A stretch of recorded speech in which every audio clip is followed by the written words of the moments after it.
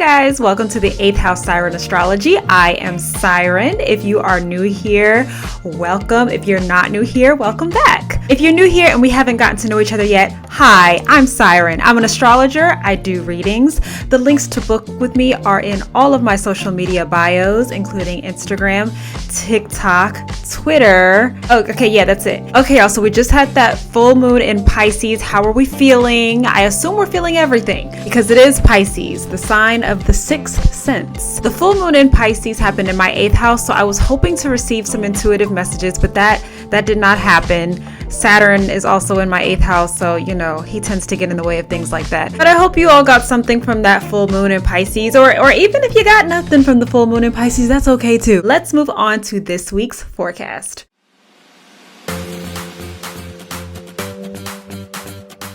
This week's forecast is for September 12th through September 17th. On Monday, September 12th, we start off with the moon in Aries, sextile Saturn in Aquarius. It will also be squaring Pluto in Capricorn. So sextiles are generally a good thing. We like sextiles. Squares, as we should know by now, bring tension. I feel like this type of energy would cause a lot of people in leadership positions to initiate some sort of change or a change in policy or procedures in the workplace. And some people may not like this change. There is a silver lining here. There is a great possibility that these changes that are implemented can be reviewed at a later date and then changed again, because we are under a Mercury retrograde right now. It's in Libra. Libra is a sign that weighs out all possibilities, weighs out everyone's opinions. So there could be like a survey or something going around asking people their opinions on the changes, and boom, your voice is heard, hopefully. I mean, unless your job is on some unethical stuff, then I'm so sorry. But point is, don't stress too much about changes in policy going on in the workplace right now, because they might change again. Another aspect that we will be dealing with on Monday is our Mercury in retrograde in Libra will be trine Mars in Gemini, and this is actually going to be happening all week. I want to start by saying that now is not the best time to buy a car, especially if you have Gemini in the 3rd or Libra in the 3rd. Just hold off. Another note regarding this aspect: if you sell products, make sure you have a return policy in place right now, and make sure this return policy is visible on your website. Another aspect we'll be dealing with all week is our Mercury retrograde in Libra will be opposing Jupiter in Aries, which is also retrograde. Litigation processes are going to be messy. Expect for those processes to take a while, to take longer than normal. And all you can do is just be patient. Another aspect we'll be dealing with all week is Venus in Virgo trine Uranus in Taurus. I don't know if I mentioned this before, but we love trines. This aspect is great energy for decluttering electronic files and just combing through all your duplicate files so that it's not too messy in there, especially under this Mercury retrograde. Have arrived at Tuesday, September 13th. And the aspect that I'm about to mention, we're going to be dealing with on both Tuesday and Wednesday. Moon in Taurus will be trine Venus in Virgo and Pluto in Capricorn. So this is great energy for selling stuff you no longer want and cleaning out your pantry, cleaning out your refrigerator. So just kind of cleansing, getting rid of stuff you don't need. People like to talk crap about Pluto, but one thing Pluto is really good for is getting rid of stuff. Now we have arrived at Wednesday, September 14th. We have the sun in Virgo trine the moon in Taurus. This is great energy to restock on things like toiletries, like just things you need for self-care. But when you go to the store, go with a list, because the moon in Taurus will also be conjunct Uranus in Taurus, and sometimes that could cause impulse buying. Okay, now we're at Thursday, September 15th, where we start off with the sun in Virgo conjunct Venus in Virgo. So those who have started school, you know, I feel like by now you kind of know what's expected of you for each class, you know what I'm saying? And you can really figure out an organizational system that works for you, right? Like, are you a binder type of person? Like, do you need a different notebook for each class? Like, this day is a good time to evaluate that, to set yourself up for success. In general, however, if you are just a person who has been struggling to organize their space, this day could be a day where you come up with creative solutions to get organized. On this day, we also have the moon in Taurus, sextile Neptune in Pisces.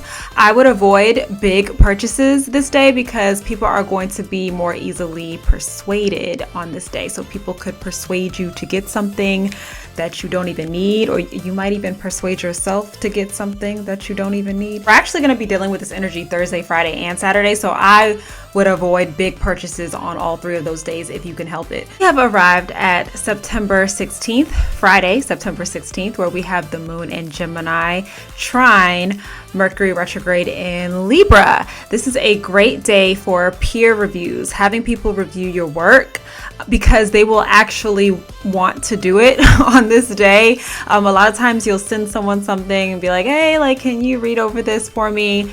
And, it'll be forever before they actually get to it because, proofreading people's work is kind of a tedious process, but this day's energy is really good for that. Another aspect that will be happening on this day is the moon in Gemini will be conjunct Mars in Gemini. Those of you with Gemini in the 6th house or Gemini in the 10th house, this is going to be a busy day at work for you. Those who work in customer service or who do a lot of work with their hands, or those who are manicurists, things like that, it could just be busy in general. So I say that to say, if you're the kind of person who tries to plan to get personal stuff done at work, let's not lie, like we all do it. This day, Friday, September 16th, you're not going to be able to get a lot done outside of your actual work. So just keep that in mind when planning your week.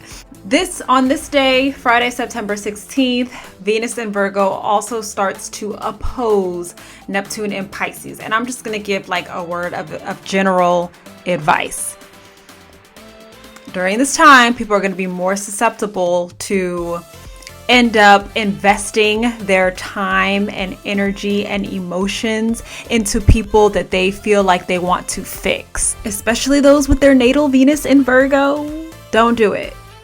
Watch yourself. Just because you're helping someone out of a difficult situation, and that could cause a lot of, vulnerable moments, it doesn't mean you need to be with the person. Just help them and that's it. Like you don't need to date them afterward. And finally, we have arrived at Saturday, September 17th, and we have the moon in Gemini squaring Venus in Virgo. This is definitely a go with the flow type of Saturday. So if you're like the friend in the friend group that, wants to have like an itinerary, an agenda, everybody needs to fall in line, Saturday, September 17th is not going to be the day where this happens. Also, seeing as though we're under this Mercury retrograde and Libra influence, the plans from between Monday and Saturday, those plans might change like 5 times. Okay, that was the weekly forecast for this week. Let's move on to today's Q&A.